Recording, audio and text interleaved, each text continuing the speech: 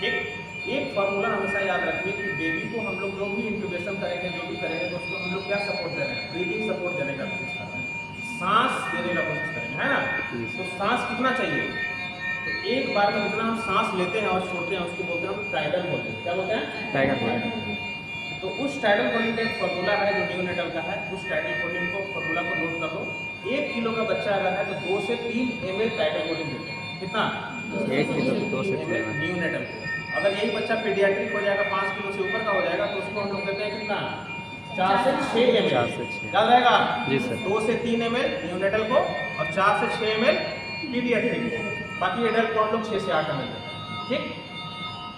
1 kilo का बच्चा suppose हम इसको मान के चल रहे हैं, तो हमको 2 ml देना है या 3 ml देना है।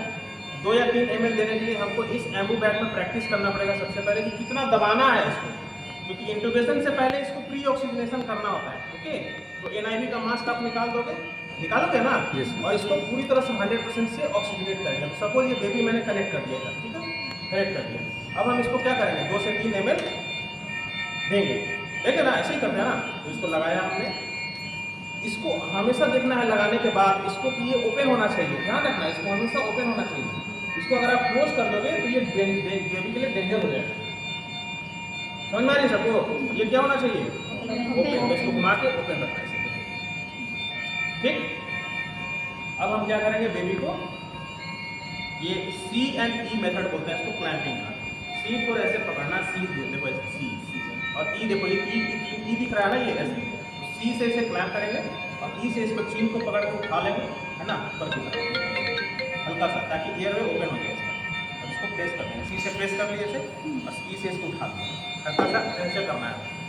स्नीजिंग पोजीशन बोलते हैं इसको। कौन सा पोजीशन होता है? खांसी आप करते हो ना, ऐसे करेंगे तो खांसी करते हो, अच्छी नहीं करते हो ना, अच्छी, मतलब इसको स्नीजिंग पोजीशन बोलते हैं। इसको एयर वे ओपन हो जाती है, ठीक। तो हमने इसको स्नीजिंग पोजीशन में लिया, चीन को लिफ्ट किया, हेड को थोड़ा सा टिल्ट किया, और उसके बाद इसको हम ब्रीदिंग करेंगे। देखना ही होगा। तो प्रैक्टिस करने के लिए हमें कितना दबाना है वो हमको यहाँ से पता चलेगा। अभी उसमें प्रैक्टिस करा दूंगा मैं, बस इतना ही, ठीक है। ये 1 से 2 ml यहाँ पर अच्छे से प्रैक्टिस हो जाएगा। देखना ही है ना, बस इतना ही, ठीक है। देखो ये 2 to 3 ml इतना ही प्रेस करोगे, ऐसे नहीं दबाना करोगे बच्चे को, वरना उसका लंग बस्ट हो जाएगा। ठीक, समझ में आया? इतना दबाना है ना, बस इतना। ओके, क्लियर है ना सबको? और दूसरा चीज मैंने बताया, इसको हमेशा ओपन रखना। देखो क्लोज नहीं करेंगे, अगर मान लो क्लोज कर दिया किसी ने, क्लोज में अगर बच्चे को दबा देंगे तो क्या काम होगा? चलो सही दबाए, लेकिन उसका लंग कितना होगा? इतना तो नहीं चाहिए, इतना तो पीडियाट्रिक में चला जाएगा। तो हमको देखो इसमें जितना दोगे ना सब चला जाएगा, निकलेगा नहीं कुछ। ये कब देते हैं? जब हमारा बेबी को हमें पता रहता है कि उसको कुछ लंग से रिलेटेड डिजीज हो गया और उसका एल्वेरी जो है रप्चर है, उसको हमें इंफ्लेट करना जरूरी है। मेडिसिन दिया है, उसके बाद इंफ्लेट करने के बाद तो डॉक्टर किसी खास कंडीशन में इसको बंद करके उसके बाद उसको हम लोग बैड मास वेंटिलेशन करते हैं। समझ में आ रहा है? तो नॉर्मल लंग के लिए, जब बच्चा सीरियस और नॉर्मल लंग है उसका डायग्नोसिस में, ये ओपन करना, ओके, ओपन करके देना। बाकी ज़्यादा होगा तो रिलीज हो जाएगा। आवाज आ रहा है? ज़्यादा होगा तो रिलीज हो जाएगा, यानी उसका लंग बचता है। ठीक, यहाँ तक क्लियर हो गया ना सबको? Always connect with the oxygen, 100% oxygen line होना चाहिए। बेटर होगा इसको कि आप ह्यूमिडिफाई एयर भेजो, लाइन जो ह्यूमिडिफायर के साथ होता है।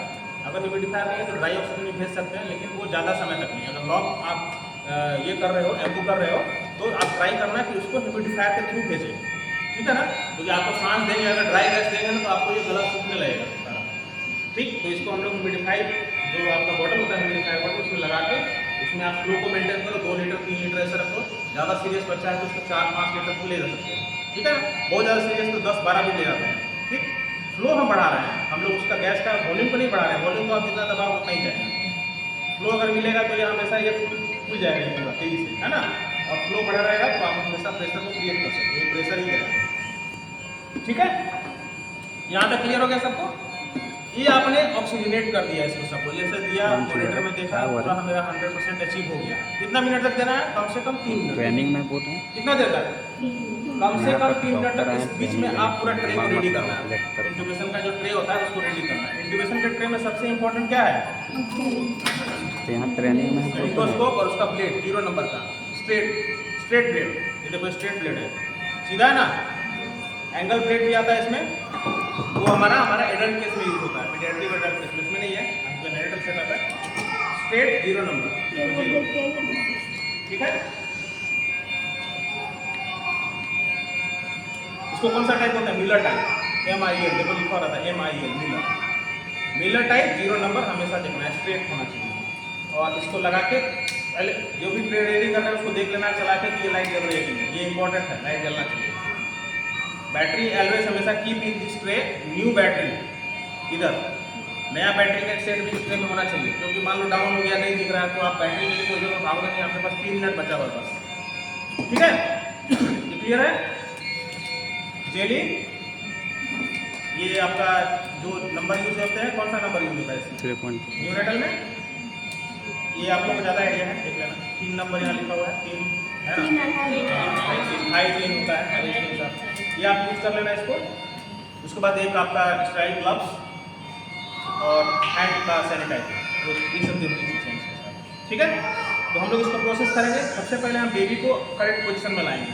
तो बेबी जैसे है, मान लो उसमें आपका इसमें काट में लेटा है, तो आप काट के पीछे जाना होगा, या बेबी को आप उल्टा कर लो, नहीं जा सकते तो, ठीक है। अपना पोजीशन बनाना है। पोजीशन बनाने के बाद बेबी का आप अपना हैंड को सैनिटाइज कर लो। पोजीशन बनाने से पहले ही कर लेना चाहिए, क्योंकि बेबी को आप जब छू रहे हो तो पूरा, क्योंकि आप अभी इंसर्ट करोगे ये हो तो बेबी को इन्फेक्शन नहीं होना चाहिए।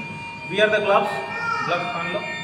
ग्लव्स आप लोग पहन लेते हो तेजी से, मेथड पता है कैसे पहनना चाहिए? ये तो खुला हुआ ग्लव्स है, लेकिन जो आपका पैक में जो आता है वो फोल्ड किया हुआ रहता है, जी सर, आता है ना। तो ये 4 उंगली ऐसे करके 4 उंगली पकड़ के ऐसे इस तरह, आता है ना, जल्दी से हो जाता है। तो ये चूँकि खुला हुआ है इसलिए हम वो नहीं सिखा पा रहे हैं आपको।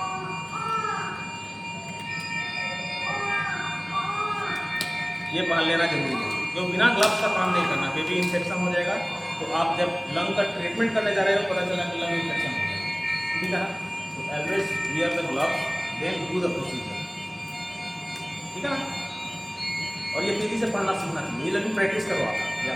ग्लव्स को बहुत ही कम समय में कौन पहनता है, इसका आपको कंपटीशन करना करना, और बहुत ही अच्छे मेथड से, मतलब करेक्ट मेथड से, विदाउट किसी को टच किए हुए स्टेराइल वे में। जैसे मान लो यहाँ पे ग्लव्स है, मैंने इसको छू दिया, ऐसे छू दिया, सब तो स्टाइल हो गया, मेरा हाथ वाथ में सब स्टाइल हो गया। अब आपको किसी चीज़ को छूना नहीं है, without touching anything you have to wear the gloves, तभी वो स्टाइल है, या स्टाइल। अदरवाइज कुछ छू दिया तो हो गया, तो कोई फायदा नहीं है, ठीक है। अब आपको टच नहीं करना है किसी चीज़ को, क्या आपने ग्लव पहन लिया तो आपको सिर्फ बेबी को टच करना है और बाकी चीज़ों को टच नहीं करना है। बेबी को टच कर सकते हैं, बेबी को टच कर सकते हैं। अब आप किसी स्टूडेंट को बोलो कि मुझे ये चीज़ चाहिए, ठीक है, आपने पोजीशन बनाया। अब आप किसी स्टाफ को बोलोगे कि खोल के दो, ठीक है। दूसरा स्टाफ आया, वो भी ग्लव्स पहना रहेगा और वो उसको खोल के देगा, इधर से, ठीक है। ये छूना नहीं, ये छूना नहीं, इधर भी रखना नहीं। स्टाइल ट्रे रहता है, उसके ऊपर रखना है ऐसे करके, या फिर आप डायरेक्ट डॉक्टर को या आप खुद ही लो, जो प्रोसीजर करेगा वो उसको टच नहीं करेगा कवर को, ठीक है। वो खोल के देंगे ऐसे ऐसे।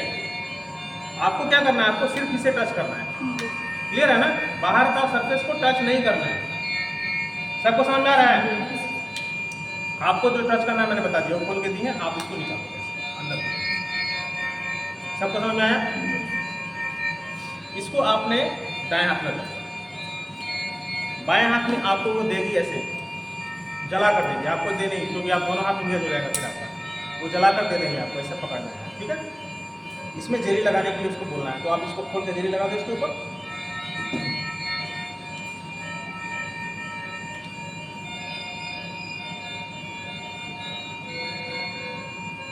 देखो बेबी को मैंने अभी, अगर वो दूसरा स्टाफ है तो वो मास वेंटिलेशन चल रहा है, ऐसा नहीं कि छोड़ दिया है, बेबी को ऐसे छोड़ना नहीं है, वो करते रहना है। इसके बीच में डॉक्टर या आप प्रिपेयर हो गया कि हमको इंक्यूबेट करना है बेबी को, ठीक है ना। इसको पकड़ लिया, ऐसे पकड़ के जरा पीछे की तरफ जाएंगे, हल्का सा अपना पोजीशन को नीचे करेंगे, ठीक है। ऊपर नहीं रहेंगे, नहीं तो नहीं दिखेगा। क्या करेंगे, नीचे की तरफ झुकना है जितना, या तो बेड को आप ऊपर करो, नीचे झुक जाओ, यहाँ तक आ जाओ, ठीक है। उसके बाद बेबी को ऐसे, किसी को बोलो कि ऐसे पकड़ कर रखें, head tilt and chin lift position में ऐसे पकड़ कर रखें। आपका दोनों हाथ इंगेज है, तो किसी को बोलो ऐसे पकड़ लेगा, तो उसको स्टाफ इसको पकड़ेगा, पकड़ो, ठीक है, थोड़ा रेड को ऐसे करके पकड़ना है। ठीक, अब आपको क्या करना है, ये देखो ऐसे पोजिशन ऐसे बनाना, देखो पकड़ने ग्रिप देखो कैसे, ध्यान से रखो, ग्रिप दे लिया, ये देखो अंगूठा इधर प्रेशर लगाने के लिए, ये तीनों चारों उंगलियां जो है ना यहाँ पे आपको ग्रिप बनाएंगे। ठीक, जैसे अब हम क्या करेंगे, इसके अंदर स्लाइडली इंसर्ट करेंगे, स्ट्रेट इंसर्ट देन इंसर्ट, मतलब अंदर की तरफ। ठीक है, सीधा ले जाना है, उसके बाद धीरे धीरे ग्लाइड करना है, टंग पे ग्लाइड करना होगा इसको, टंग आना उसके ऊपर इसको ग्लाइड करना है। ठीक है, टंग पे लिए ग्लाइड करेंगे।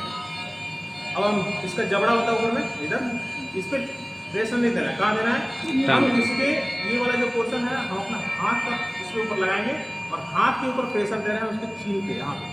ठीक है, और हम उसको ऊपर की तरफ उठाएंगे, इसका जबड़ा पे हम कभी भी टच नहीं करेंगे। ठीक है, देखो ध्यान से, लाइट कर दिए और इसको उठाएंगे ऊपर की तरफ। जैसे उठाएंगे ऊपर की तरफ, उनको बोलेंगे हम यहाँ पे एपिग्लॉटिस को दबाइए, हाँ थोड़ा दबाइए और बस उठाएंगे और ये दिख जाता है यहाँ पे ब्लू कलर का, यहाँ पे मार्क बना हुआ है।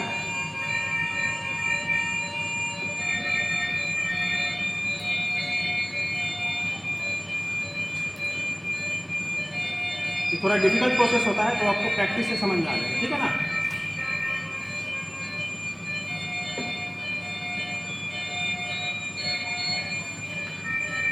इसमें आपका वो है क्या, गाइड वायर, गाइड वायर इसमें जो लगता है बोलते हैं क्या स्टाइलेट, इसमें नहीं, इसमें जरूरत नहीं है। अच्छा ठीक है, बिना स्टाइलेट नहीं करेंगे।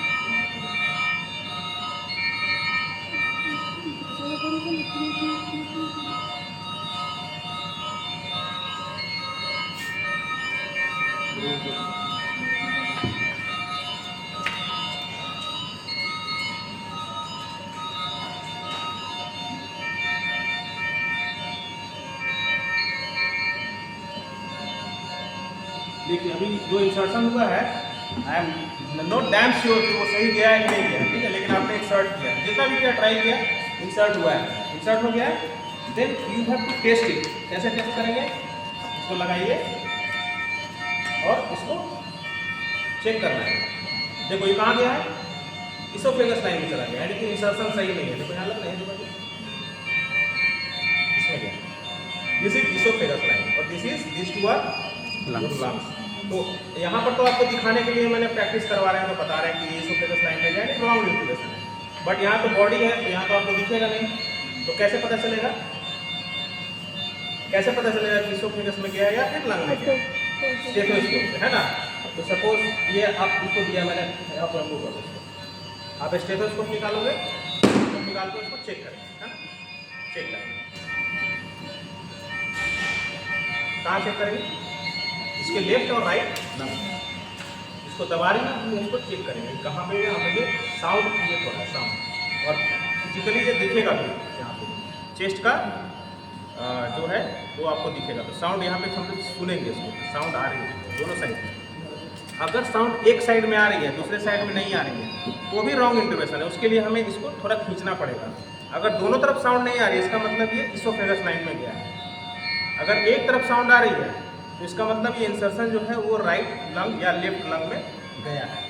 तो अगर मान लो एक तरफ साउंड आ रही है, दूसरी तरफ नहीं आ रही है, तो हम क्या करेंगे, इसको थोड़ा सा ऊपर की तरफ खींचेंगे। ठीक है, फिर से साउंड सुनेंगे, दोनों तरफ साउंड आना जरूरी है। ठीक, अगर ये साउंड आ रहा है दैट मीन्स आपका इंट्यूबेशन सही है, आप इसको कनेक्ट कर सकते हो वेंटिलेटर के साथ। ठीक है ना, अगर नहीं हुआ है तो फिर से री इंट्यूबेट करेंगे। ओके, तो री इंट्यूबेशन के लिए सेम वही प्रोसेस है, थोड़ा सा डिफिकल्ट होता है क्योंकि तो पकड़ने में नहीं बन रहा है, इसको हार्ड होना चाहिए। ये हार्ड रहेगा ना थोड़ा सा, या बेबी को कोई पकड़ के रखेगा तो देखो उठ जा रहा है ना।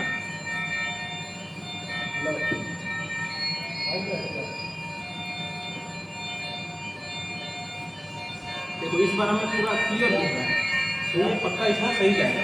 देखो आपको क्या करना है, देखो मैंने कहीं टच नहीं किया, आपको देखो इसको ध्यान से, इसका जाव टच नहीं ना है ऊपर वाला, जाव टच होगा तो डैमेज कर देगा इसका जाव। अगर आप लोग ज़्यादा प्रेशर से डालो, लोहा है, ये एक बच्चा का है बेचारा का, थोड़ा सा भी अगर डैमेज हो जाएगा यहाँ पे तो, इसलिए जाव को मैंने नहीं डैमेज किया, थोड़ा सा पकड़ेंगे तब। देखो मैंने उंगली कहाँ रखा है, जोर से दबा रखा है, इनको कोई प्रॉब्लम नहीं होगा। इधर भी मैंने पकड़ रखा है, मतलब इसके जाव पे टच नहीं करना है, टंग पे टच कीजिए जितना करना है, टंग में कोई प्रॉब्लम नहीं होगा। टंग तो बहुत हार्ड होता है, सॉफ्ट होता है, वो ऊपर नीचे हो जाएगा। देखो इधर कहाँ टच हो रहा है, कहीं टच नहीं है, और इंटीमेशन मैंने बहुत अच्छे से वो ब्लू कलर का आपको दिखेगा उसमें डाल दिया,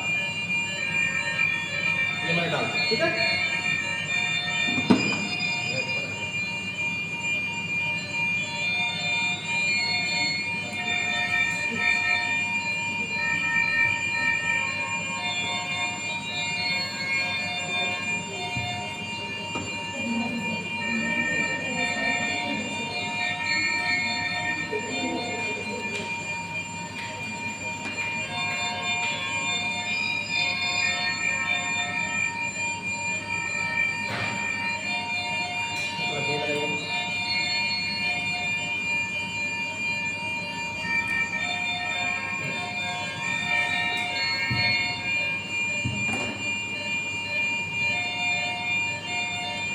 यही चीज़ है ना, ये सीखना होता है कि आपका कैसे इंसर्शन हो। ये अगर सही से सीख गया ना तो हो जाएगा, ठीक है ना। देखो गया ना, देख रहे हो लग गया। ये आपका टारगेट है, इसको अचीव करना है। वहाँ पे जब भी मैं इंसर्ट करोगे ना आप लोग, तो आपको ब्लू लाइन एक दिखेगा ऊपर में, इसोफेगस का ऊपर में लाइन है, ट्रैकियल लाइन है ऊपर में। आपको नीचे ऐसे देखो ना, बहुत आसानी से दिख जाएगा, वो इसोफेगस है। बहुत आसानी से जो दिखेगा वो इसोफेगस लाइन है, क्या बहुत आसानी जो मिलेगा वो इसोफेगस, जो डिफिकल्ट से मिलेगा वो ट्रैकियल। जो डिफिकल्ट होगा उसके नीचे झुकना पड़ेगा, तभी दिखेगा। थोड़ा नीचे झुकना है और इसको खाना है, और इसको ये जो आपका जो ये क्या बोलते हैं इसको सर, इसका भी कलर ब्लू होगा, ट्रैकिया का कलर क्या कलर वहाँ दिखेगा सर? हाँ दिखेगा, यहाँ कलर है दिया हुआ, इसलिए कि वो आपको पास पकड़ में आना चाहिए कि कहाँ पे डालना है, इसलिए कलर बनाया हुआ। ऊपर की ओर आपको टारगेट करना है, ऊपर वाला। तो ऊपर वाला लाइन देखने के लिए आपको झुकना होगा थोड़ा, ठीक है ना। तो भी अगर ऐसे तो नीचे की तरफ आएंगे तो आपको दिख जाएगा। उसको डाल के आपको इंसर्ट करना है और ऊपर टेस्ट करना है। तो स्टेथोस्कोप से टेस्ट करोगे आप, टेस्ट करने के बाद आपको पता चल जाएगा कि हाँ सही इंसर्शन है, तो आप उसको तुरंत वेंटिलेटर से कनेक्ट करें। ओके, तो this is all the way. और इसको बांधना है, जो बांधते हो प्रॉपर तरीके से इसको बांधना है। तो आप लोग अब धीरे धीरे इसको इस प्रोसेस को करो, ट्राई करें सर अभी। ठीक है। आप सीनियर स्टाफ स्टार्ट करें, सबसे पहले जो सीनियर है, सीनियर स्टाफ अपने जूनियर स्टाफ को सिखाएंगे, ठीक है।